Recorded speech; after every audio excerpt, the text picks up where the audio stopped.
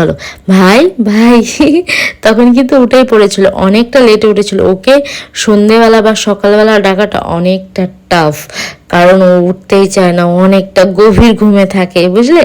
আর এরকম চা বিস্কুট খেয়ে নিচ্ছে, আর আমি না একটু বিস্কুট খাবো না, মুড়ি খাবো, তাও পুরোটা খাইনি, বুঝলে। মানে অল্প একটু মুড়ি চা দিয়ে খেয়ে খেয়ে আমার চাটা ভালোই লাগছিল না, তাই আমি অল্প একটু চা খেয়েছিলাম। আর ভাইকে সন্ধেবেলা চা ছাড়া আর কি খেতে দেবো ভাবতে ভাবতে দোকান থেকে ম্যাগি নিয়ে এসে বানিয়ে দিলাম, আর সাথে নিয়ে এসেছিলাম দুটো কেক, দেখতে পাচ্ছ। এই কেকটা আমার অনেক পছন্দের, অনেক অনেক অনেক পছন্দের, বুঝলে। আর ভাইয়ে দেখো ম্যাগি খেয়ে নিচ্ছে।